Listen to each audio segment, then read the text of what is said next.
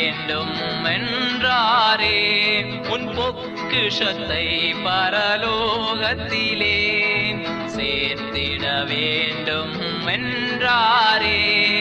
முதலாய் தேவராட்சியத்தை தேடிட முன்னே சென்றிடுவோம்.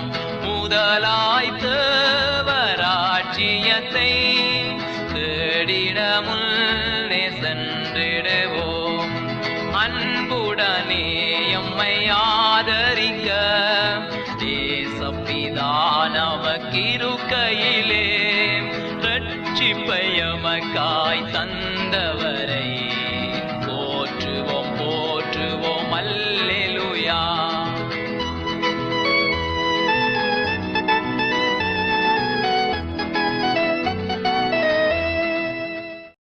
கர்த்தருக்குள் அன்பானவர்களே, அனுதினமும் கிறிஸ்துவுடன் தியான வேளைக்கு உங்களை அன்புடன் அழைக்கிறோம்.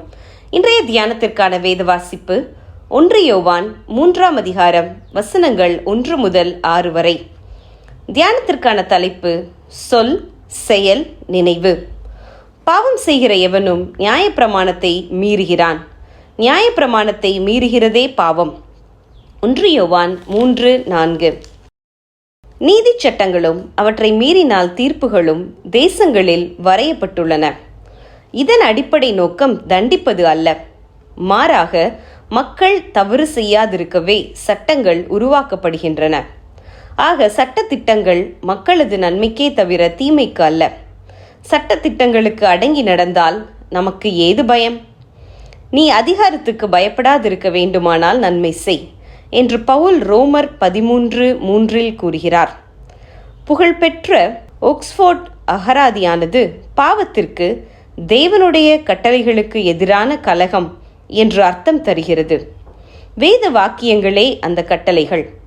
சீனாய் மலையில் கர்த்தர் கொடுத்த 10 கட்டளைகளின் சுருக்கமான உன் தேவனாகிய கர்த்தரில் உன் முழு ஆத்துமாவோடும் உன் முழு பலத்தோடும் அன்பு கூறுவாயாக, உன்னில் அன்பு கூறுவது போல பிறரிடத்திலும் அன்பு கூறுவாயாக என்ற பிரமாணத்திற்கு இயேசு புதியதொரு வடிவம் கொடுத்தார். நான் உங்களில் அன்பாய் இருந்தது போல நீங்களும் ஒருவரிலொருவர் அன்பாயிருங்கள் என்றார் அவர். இவை யாவும் நமது நன்மைக்கே தவிர நம்மை தண்டிக்கும் நோக்கத்திற்காக அல்ல.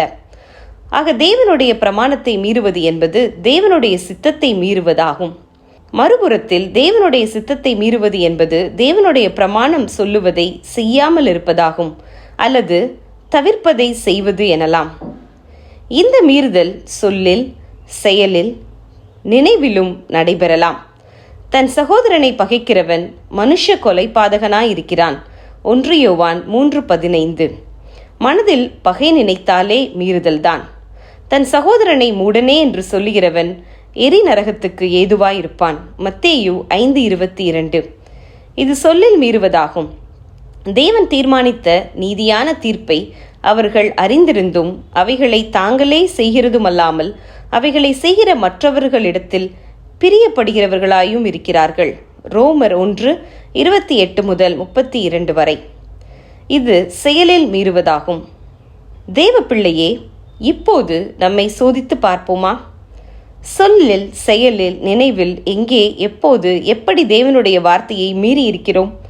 நம்மிடம் அதற்கான சுய காரணங்கள் இருக்கலாம். அது தகாது. ஏனெனில் நம்மால் இயலாத எதையும் தேவன் நம்மிடம் எதிர்பார்ப்பதில்லை. புதிய உடன்படிக்கைக்கு கீழ் எந்த மீறுதலையும் மன்னித்து நம்மை சேர்த்து கொள்ள ஆண்டவர் ஆயத்தமாயிருக்கிறார். ஆனால் நாம் மனம் திரும்ப வேண்டும். ஜெபம் செய்வோம்.